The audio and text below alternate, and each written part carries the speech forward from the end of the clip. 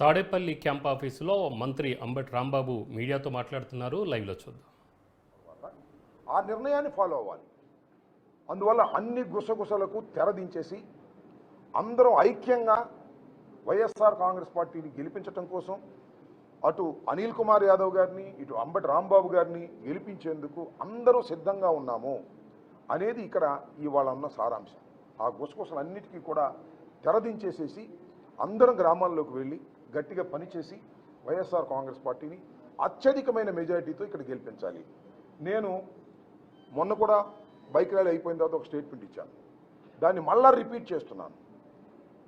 2019లో వచ్చిన మెజారిటీ కన్నా ఒక్క ఓటు తగ్గినా అది నైతికంగా పరాజయంగా నేను భావిస్తాను.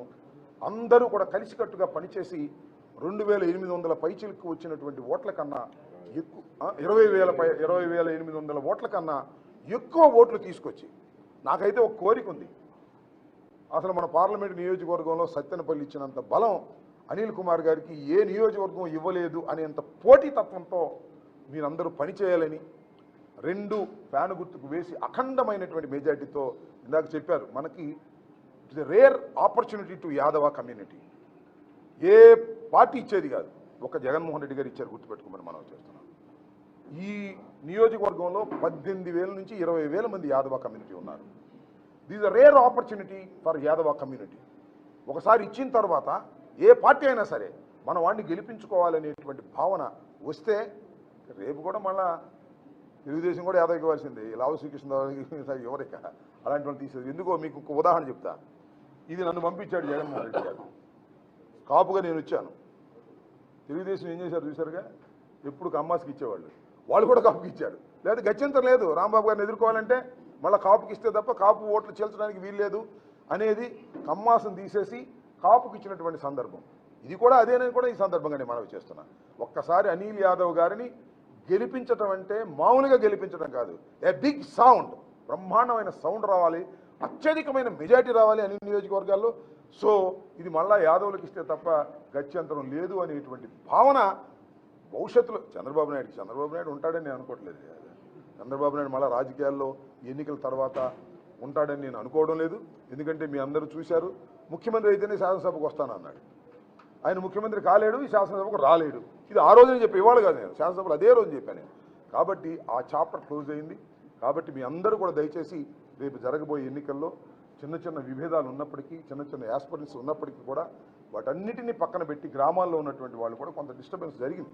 అవన్నీ కూడా ఏకమై ఒక్క తాటి మీదకు వచ్చి వైఎస్ఆర్ కాంగ్రెస్ పార్టీని, నన్ను అనిల్ కుమార్ యాదవ్ గారిని గెలిపించి ఈ రాష్ట్రంలో జగన్మోహన్ రెడ్డి గారిని ముఖ్యమంత్రిగా అత్యధికమైన మెజారిటీతో చేయాలనేది నా ప్రధానమైనటువంటి విజ్ఞప్తి.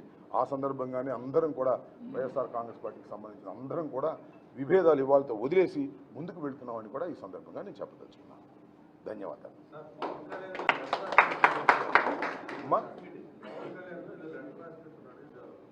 పవన్ కళ్యాణ్ గారు కాదు, పవన్ కళ్యాణ్ గారి తరపు నుంచి ఒక లెటర్ రిలీజ్ అయింది.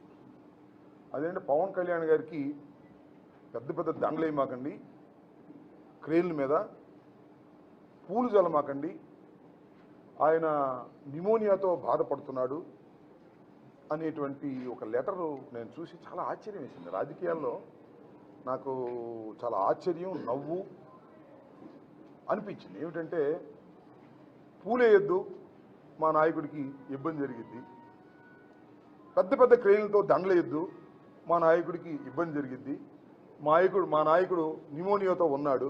అసలు ఎప్పుడు నిమోనియాతో ఉంటాడు, అతను ఎప్పుడు కూడా అనారోగ్యంతోనే ఉంటాడు. మీరు చూశారుగా, మన జ్వరం వచ్చిందని పిఠాపురం వదిలేసి హైదరాబాద్ వెళ్ళిపోయాడు. ఆయనకి ఎప్పుడు జ్వరం వస్తానే ఉంటుంది. నేను చాలా సందర్భాల్లో చెప్పా, పవన్ కళ్యాణ్ అనేటువంటి వ్యక్తి సినిమాల్లో పనికొచ్చాడేమో కానీ రాజకీయాల్లో పనికొచ్చేటటువంటి వ్యక్తి కాదు అని. ఒక పట్టుదల ఉండాలి, ఒక విశ్వాసం ఉండాలి. ఆ పట్టుదల విశ్వాసం ఉన్నది ఒక్క జగన్మోహన్ రెడ్డి గారికి ఈ రాష్ట్రంలో తప్ప మరెవరికి లేదని కూడా ఈ సందర్భంగా నేను మనవి చేస్తున్నాను. ఎంత విచిత్రం ఏంటంటే, రాళ్లు పెట్టి జగన్మోహన్ రెడ్డి గారిని కొడుతుంటే ఆయన పువ్వులాగా భావిస్తున్నాడు, నవ్వుతూ వెళ్తున్నాడు. గాయమైతే కట్టుకొని ఒక్కరోజు రెస్ట్ తీసుకొని మళ్ళా తన ప్రయాణాన్ని కొనసాగించినటువంటి రాజకీయ వీరుడు జగన్మోహన్ రెడ్డి గారు.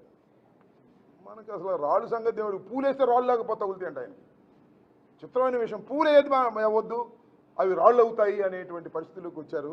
నేను మనవి చేస్తున్నా, జగన్మోహన్ రెడ్డి గారికి రాళ్లు వేసిన పువ్వులుగా భావించే గుండె ధైర్యం కలిగినటువంటి వ్యక్తి జగన్మోహన్ రెడ్డి గారు.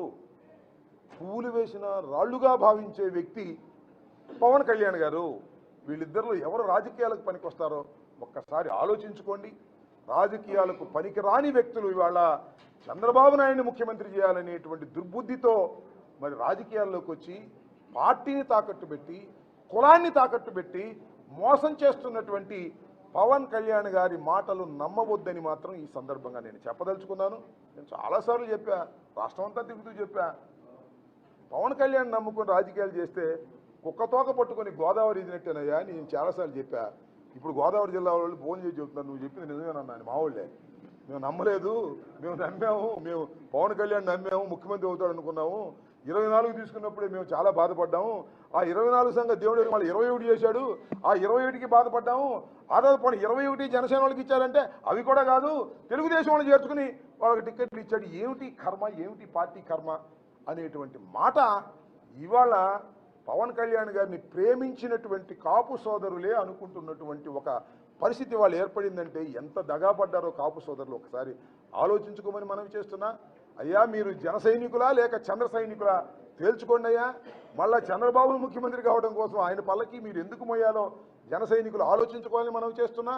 ఇక్కడున్న జన సైనికులేమో సర్దుకుంటున్నట్టు రాజీనామా చేశారు. ఒక ఆయన చాలా కష్టపడ్డాడు, పేరు ఎందుకు లేని చాలా కష్టపడ్డాడు, చాలా డబ్బులు ఖర్చు పెట్టాడు, పవన్ కళ్యాణ్ కోసం యాగాలు చేశాడు, అన్నీ చేశాడు, చివరికి రాజీనామా చేసి మీకు నమస్కారం బాబు అని చెప్పి బయటికి వెళ్ళిపో. ఒక్కడే కాదు, ఈ నియోజకవర్గంలోనే కాదు, రాష్ట్రంలో పలు నియోజకవర్గాల్లో పవన్ కళ్యాణ్ గారిని నమ్ముకొని డబ్బులు ఖర్చు పెట్టిన వాళ్ళు, శ్రమ చేసిన వాళ్ళు పార్టీకి రాజీనామా చేసి వెళ్ళిపోయేటటువంటి దుస్థితి ఇవాళ పవన్ కళ్యాణ్ గారు కల్పించారు.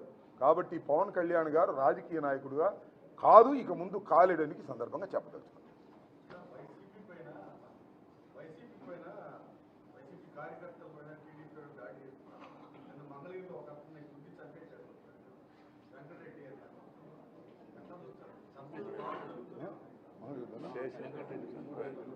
చాలా దురదృష్టం. నేను ఒకటి మనవి చేస్తున్నా, నేను ఫాలో కాలేదు యాక్చువల్గా. నేను ఒకటి గుర్తుపెట్టుకోండి, నేను మీడియా ద్వారా రాష్ట్ర ప్రజానీకానికి మనవి చేస్తున్నా, నారా చంద్రబాబు నాయుడు అనే వ్యక్తి రాజకీయంగా చాలా దుర్మార్గమైన వ్యక్తి, అధికారం కావాలని తాపత్రయపడే వ్యక్తి, ప్రజలకు సేవ చేయాలని తాపత్రయపడే వ్యక్తి కాదు. How to catch the power. ఆయన రాజకీయాల్లో ప్రవేశించిన దగ్గర నుంచి ఏ విధంగా రాజకీయాల్లో ముఖ్యమంత్రి కావాలని తాపత్రయపడిన వ్యక్తి. మీకు గుర్తుంది, ఇందిరాగాంధీ ప్రధానమంత్రిగా ఉన్నప్పుడు, పార్టీ అధ్యక్షుడిగా ఉన్నప్పుడు కాంగ్రెస్ పార్టీలో